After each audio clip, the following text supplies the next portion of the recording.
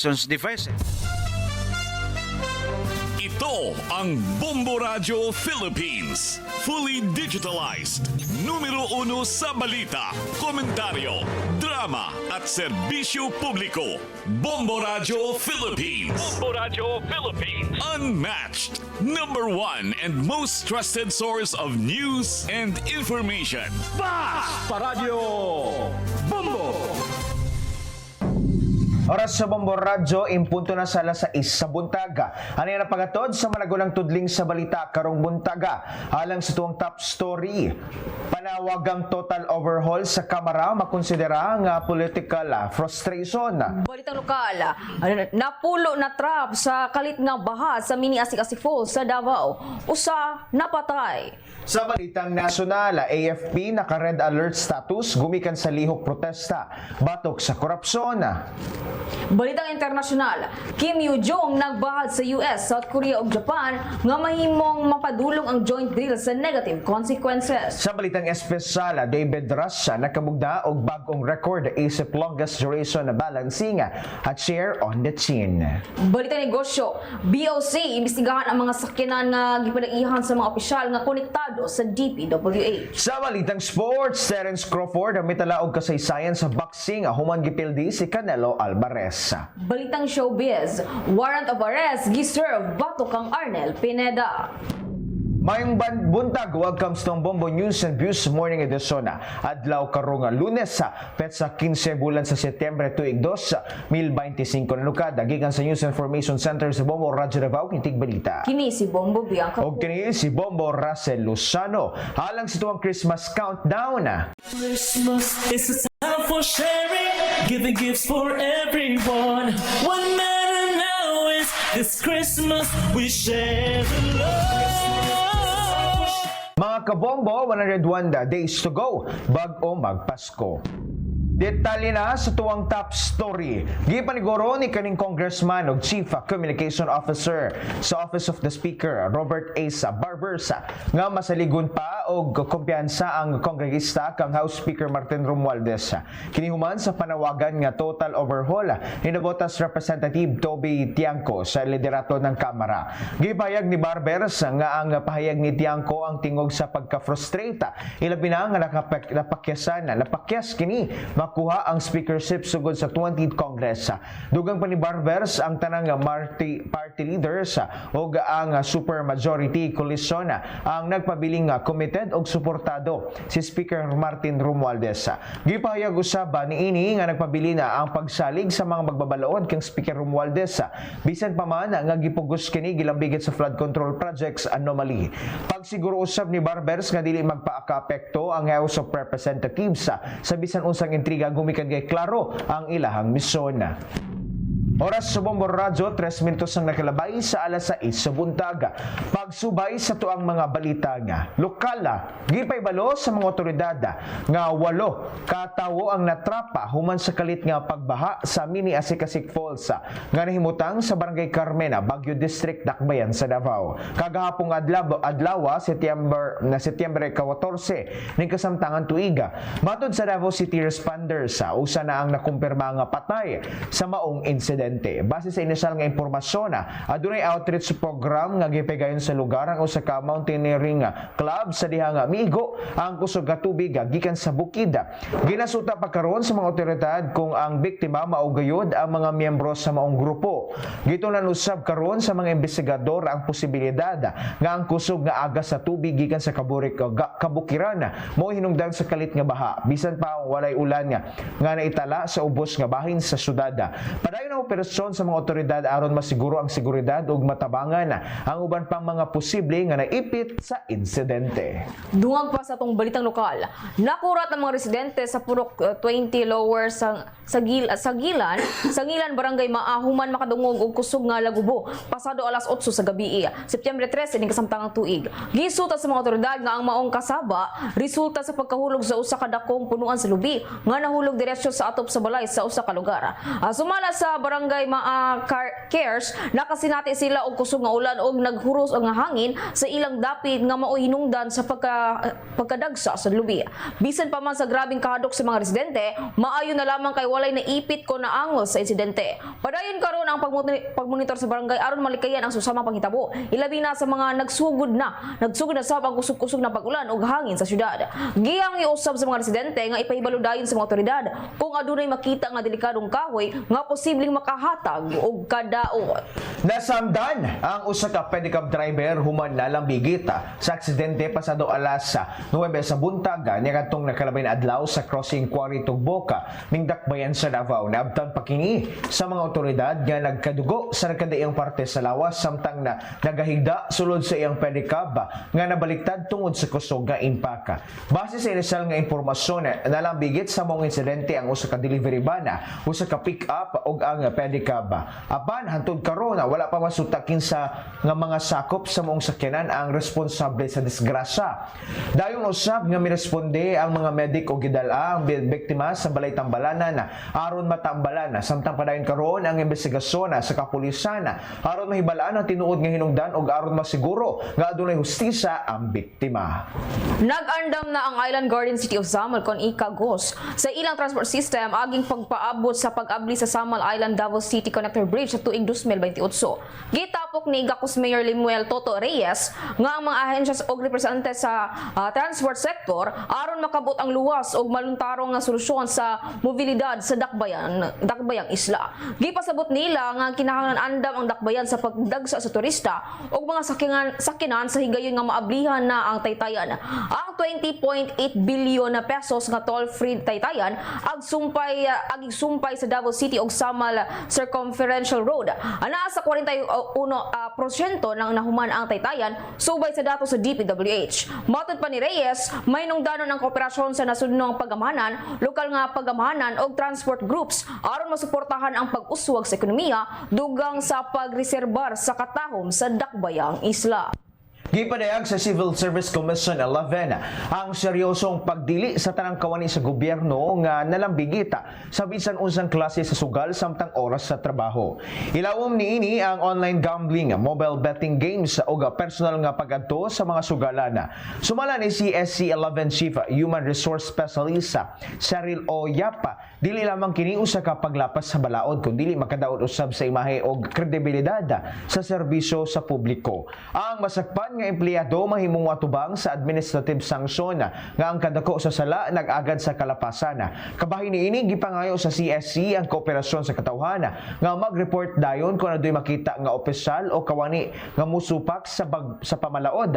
Gipasabot usab sa ahensya nga ang pagmentenar sa integridad, profesionalismo sa mga lingkod bayan mo'y dako nga bahin aron mapalambo ang pagsalig o respeto sa katawhan ngadto sa gobyerno.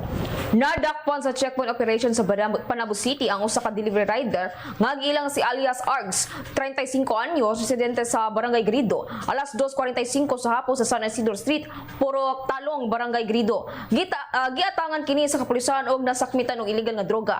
Nakumpiska gikan sa suspect ang usa ka sachet sa gituhang shabu, usa ka belt bag ug usa ka motorsiklong Suzuki Rider nga iyang gigamit. Giingon gikan kini sa operasyon sa Panabo City Police Station isip kabahin sa ilang simultaneous checkpoint. Kasamtangan nga gidala sa Panabo Police Station ang suspect aron natabangon ang kasong paglapas sa Republic Act 9165 kon Comprehensive Dangers Act of 2002. Padayon sa mga investigasyon aron tukion ang posibleng koneksyon niini sa mas dako pang drug network. Pag-aimbestigahan karon sa Davao City Police Office ang usa ka viral video nga nagpakita sa usa ka 14 anyos nga minor de edad nga nagapanagarilyo o gituuhang marijuana. Ang maong video gi-upload sa Facebook niadtong Setyembre 9 ning kasamtangan tuiga. Una kining giila nga lain nga tawo apan human sa verifikasyon sa Intel operatives nakumpirma nga kini usa ka grade 8 student nga taga Bangkal, Talomo, Davao City. Sa pagsusi sa kapulisan ibawaan nga ang bata mihunong sa pag-eskwela permi mag-uban sa barkada o mibulag sa ilang balay sa wala pa mogawas ang video. Human sa barayon nga paningkamot ni adtong Setyembre 13, malampusong kini nga nasagop o gidala sa Police Station 3 Talomo o uban ang iyang ginikanan. Gipahimangnoan karon sa Davao City Police Office ang mga ginikanan o guardian nga adunay dakong papel sa paggiya o pagpanalipod sa ilang mga anak batok sa daotang impluwensa. Ang publiko gidasig usab nga motabang pinaagi sa pagsumbong dayon sa mga otoridad imbes nga ipakalata pa online. Dugang pa ang mga responsable sa pagpost o pag-share sa video mahimo pasakaan og og kaso ubos sa Republic Act 7610 kon RA 10175. Padayon ang investigasyon aron masuta kinsa ang nagpaluyo sa video o sa kalambigitan sa minor sa illegal nga droga. Oras sa Bombo Radyo, 10 minutos nang nakalabay sa alas 6 sa buntaga. Detalye na sa tuang mga balitang nasyonal. Nakataas na ang red alert status sa Armed Forces of the Philippines kun AFP. Gumikan sa nagpadayong lihok protesta sa nagkadayang bahin sa Metro Manila. Gumikan sa usana usaba kaanomalya o korupsyon sa mga flood control projects. Gumikimpirma ni AFP spokesperson Colonel Francel Margaret Padilla ang tanang unit sa AFP ang naka-red alert status sugod pa lamang ni adtong nakalabay na adlaw. Kini ang pagpangandam sa ilang tropa nga suportahan ang Philippine National Police sa pagbilisan o pagpabilisan sa seguridad sa kalihukan sa mga progresibong grupo sa musunod pa nga mga adlaw. Ang nahisgutang lakang ang kabahin sa ilang standard security measures kung grabe ang sitwasyon o gipaniguro ni Padilla nga ang walay angay ikabalaka ang publiko sa kasamtangan kahimtang karon sa mga rally. Dungag pa sa atong balitang nasyonal. Welcome kang House Infra Committee Lead Chairman Representative Terry Ridon ang pagtudlo kang kaning DPWH Secretary Rogelio Singson o kaning SVG Chair Rosana Fajardo isip miyembro sa 3-man team sa Independent Commission. Gipahayag ni Ridon nga gidawat nila ang paghilakip nila kang Singson o Fajardo isip bag-ong miyembro sa Independent Commission on Infrastructure kon ICI. Dugang pa ni Representative Ridon, lagtuos sila nakatakos og integridad sa mga naisgutan aron mahimo ang importanteng katungdanan sa mga pag-imbestiga sa anomalo sa mga flood control projects sa infrastruktura sa flood control projects o pag-atubang sa mga nalambigit sa anomalya. Dugang pa niini, girespeto nila ang desisyon sa Pangulo nga itudlo si Baguio City Mayor Benjamin Magalong isip Special Advisor sa ICI. Giawhag ni Pangulong Ferdinand Marcos Jr. ang mga manakayay nga pahimuslan ang subling pagbalik sa labos o lokon labas ang iladong serbisyo sa pampublikong transportasyon kanitong dekada 70 o decade 70s nga karon ang modernisado na og migamit og mga electric bus alang sa luwas abot kaya og environmental friendly.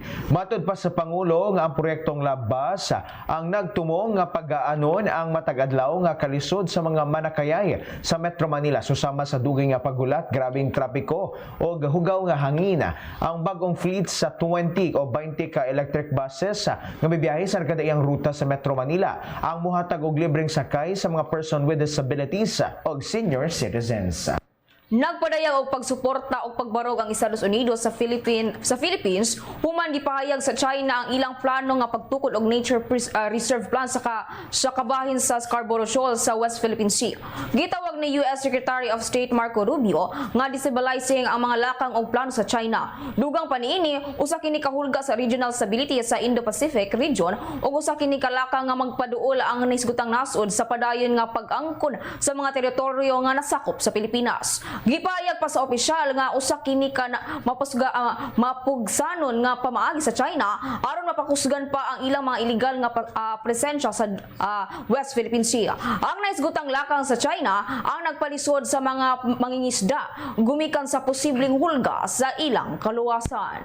Nanawagan ang pipili ka mga labor groups nga mopahawa na sa pwesto si Baguio City Mayor Benjamin Magalong human kini gitudlo ni Pangulong Ferdinand Marcos Jr. is of Special Presidential Advisor o investigator sa bagong gimugda nga Independent Commission for Infrastructure kun ICI nga motutok sa mga kaso nga dunay kalabutan sa korupsyon sa mga proyektong infrastruktura sa gobyerno sa nakalbay nga napulo ka tuiga. Matud pa sa nagkaisa labor coalition bisan pa man nga giilan nila ang integridad ug dedikasyon ni Magalong dili angay nga dungan ang iyang katungdanan isip mayor ug investigador sa ICI. Dugang pausab sa grupo nga mamahimong magpabilin isip advisor o full-time investigator si Magalong. Hinungdan nga kinahanglan na mo pahawa kini sa pagka-mayor.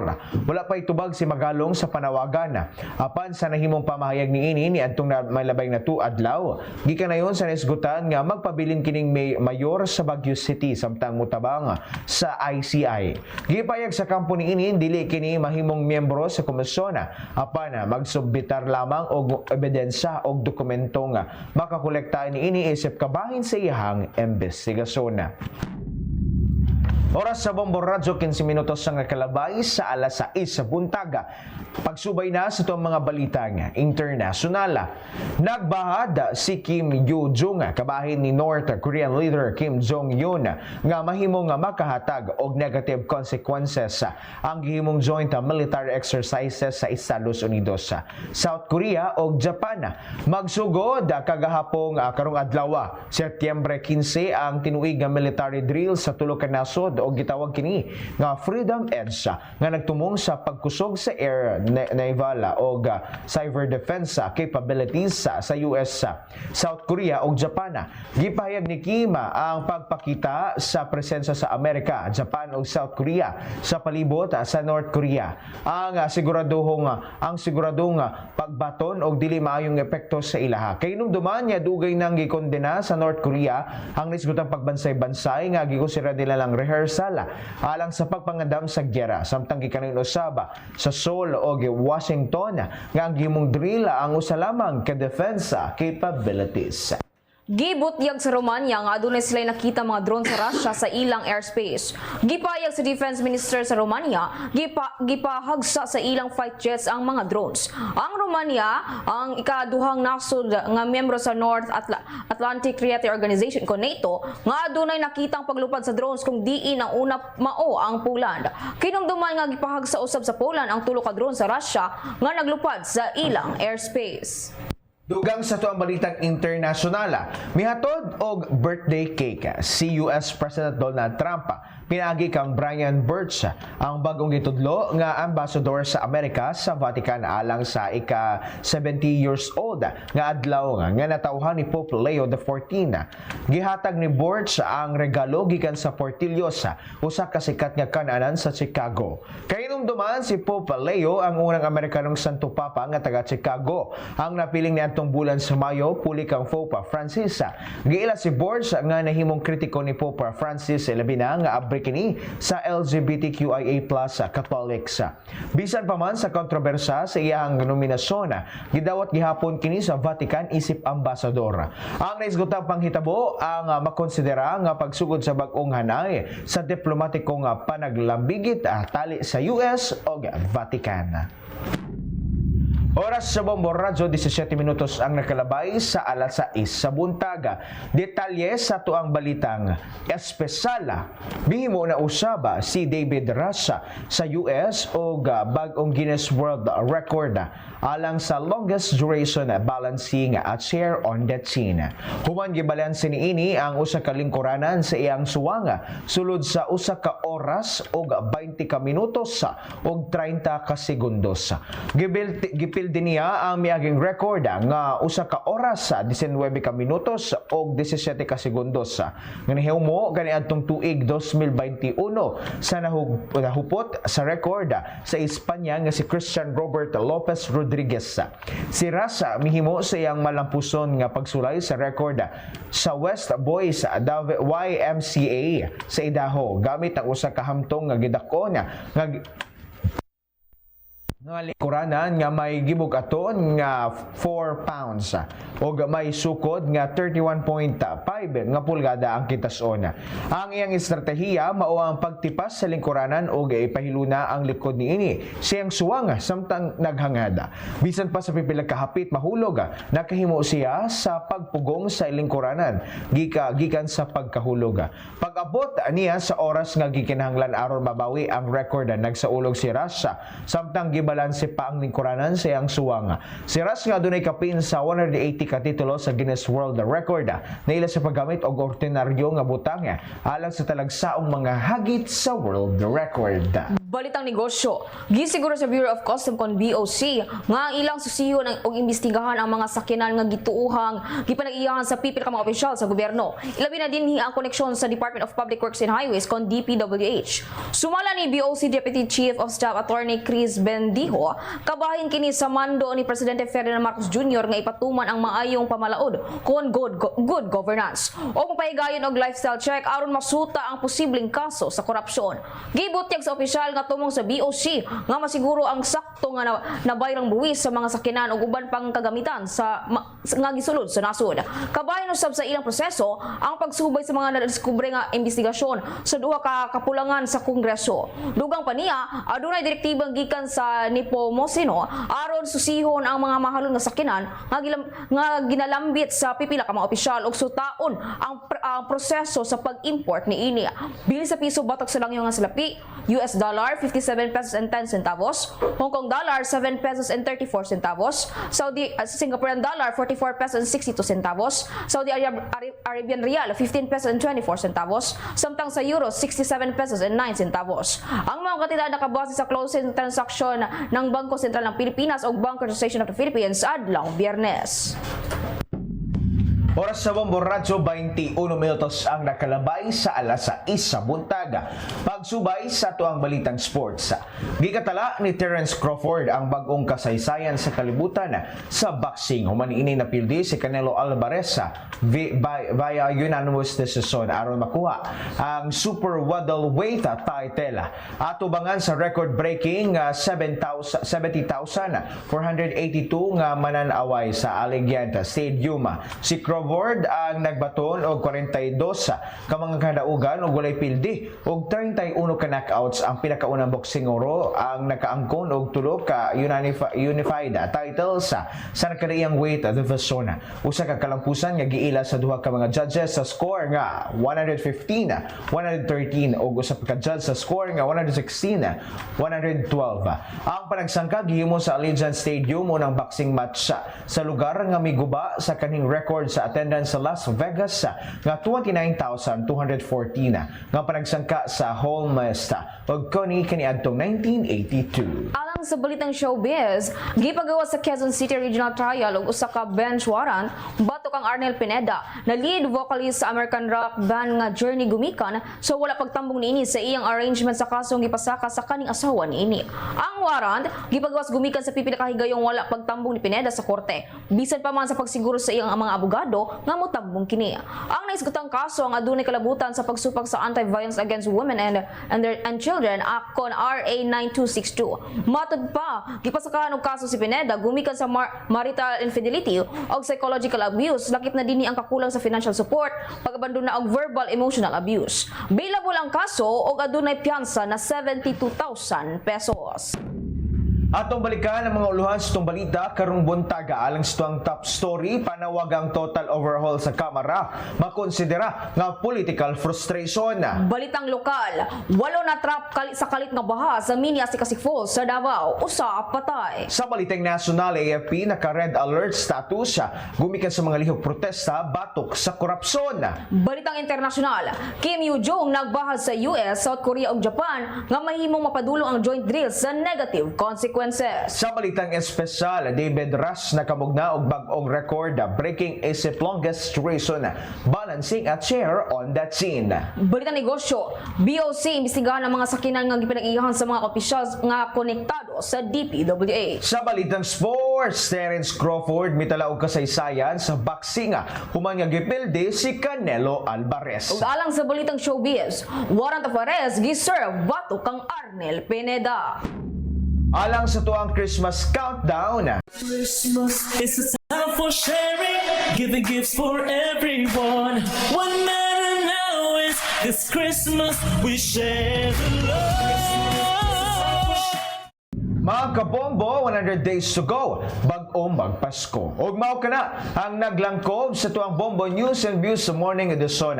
Adlaw karong Lunes sa petsa 15 bulan sa Setyembre tuig 2, 2025 nanukada gikan sa News Information Center sa Bombo Radyo Davao Kritik Balita. Kini si Bombo Bianca. O kini si Bombo Russell Luzano para sa the number 1 and most trusted source of news and information, Bombo Radyo Philippines, Basta Radyo.